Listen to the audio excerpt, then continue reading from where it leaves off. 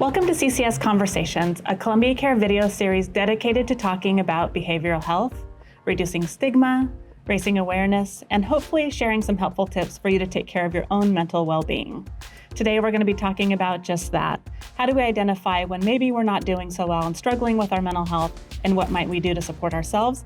And also, how might we help someone else who's experiencing that same thing?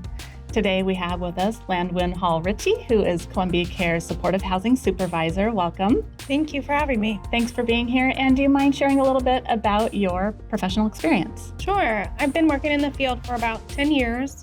I've been with ColumbiaCare for coming up on 6 years. I started as a supportive housing associate, and for the past couple years, I've been supervising the supportive housing programs in the Medford area.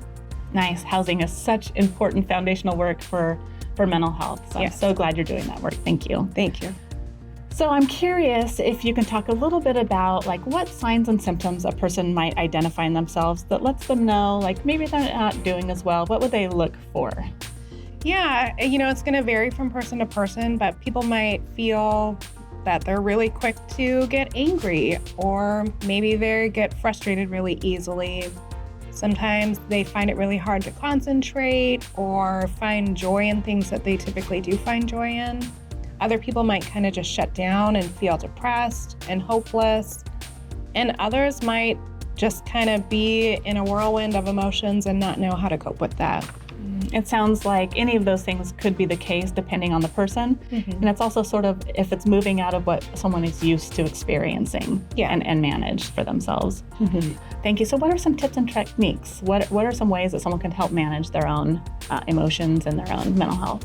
Yeah, that's going to vary from person to person. Some common things people usually do is, deep breathing exercises such as square breathing.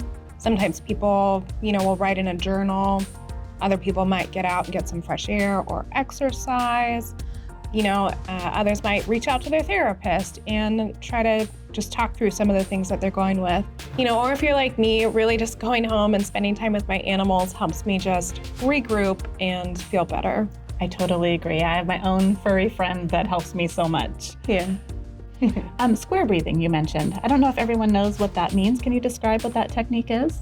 Sure. So it's a technique of breathing in for a count and then holding for a count and then breathing out for a certain count and then holding at the end of that breath out, just, in a square. And it helps you just kind of regulate that breathing, help bring your energy down a little bit and kind of refocus on being in the moment. That's a really nice exercise to know about because you can do it almost anywhere. Yeah. How would a person know that maybe they're not doing well and that's not something they can manage on their own? What would be some next steps for help?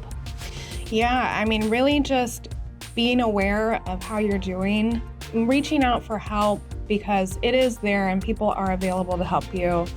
People can reach out to their therapist if they have one, or even their primary care doctor if they're feeling that they need someone a little bit extra to help them. That's great advice.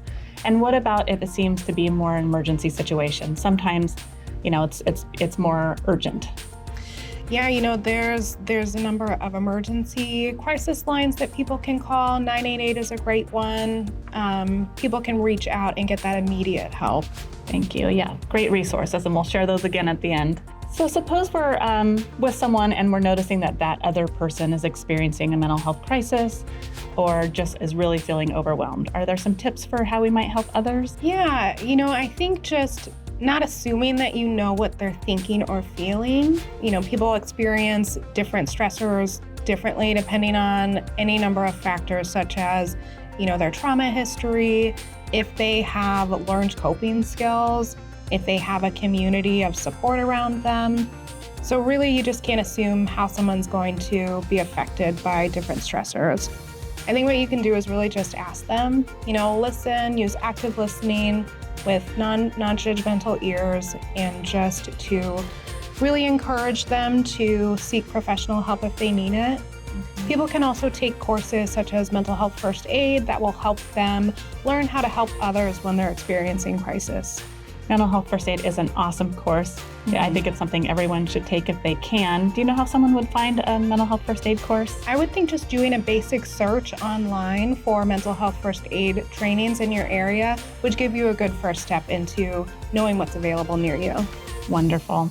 That's really good advice. As always, it's really important to remember that you are not alone. Mental health issues are common and help is available. If you're experiencing a crisis, please don't hesitate to reach out to 988. You can either text or call to get help.